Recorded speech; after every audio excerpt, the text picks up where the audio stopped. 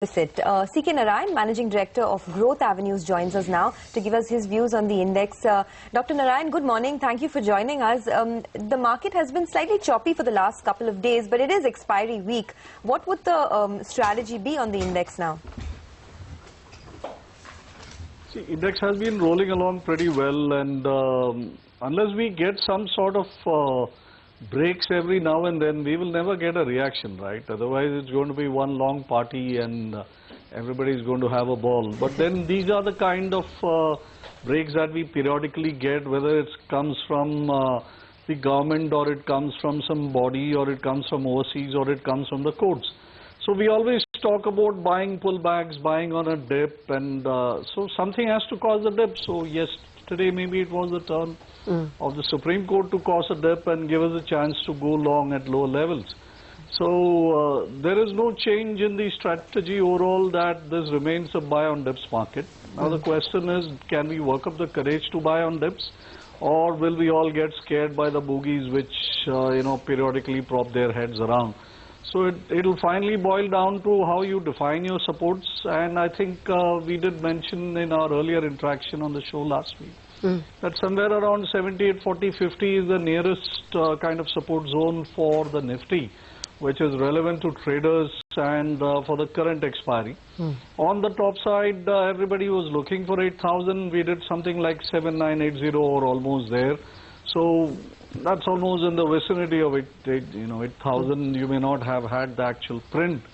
So we have positions taken on both sides. So I think it'll just eke out till there is some sort of fresh news break, which will take it on either side of this. So 7840 is the support for now. Within the individual stock space, which is looking like strongest in the Nifty?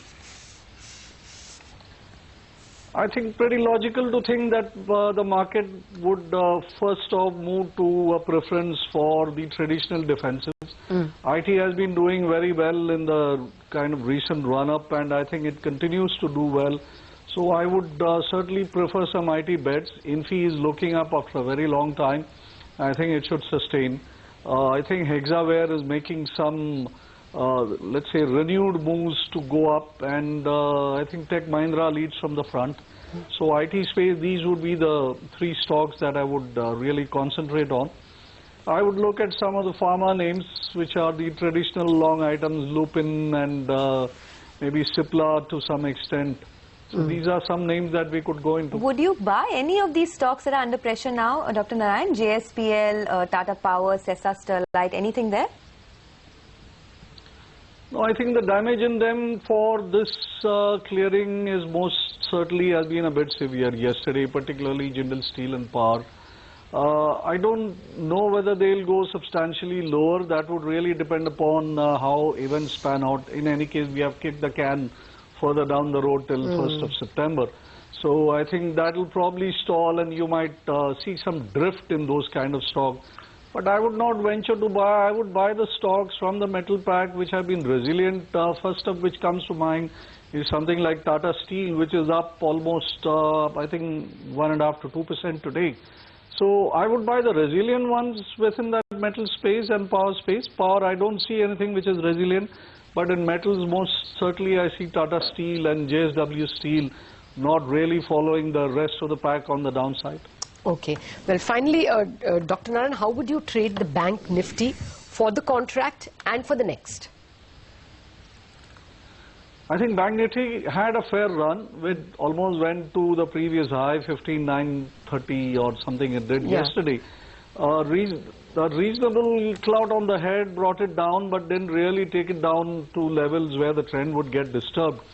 So it's been somewhat resilient since the opening today morning. I think it's been done in a bit because large private sector banks like ICICI Bank, Axis, and even Yes Bank, I'm surprised to see Yes Bank as a reasonably big loser there. So these have held it down a bit. State Bank is also a bit down. So maybe for now it might just eke out into the closing.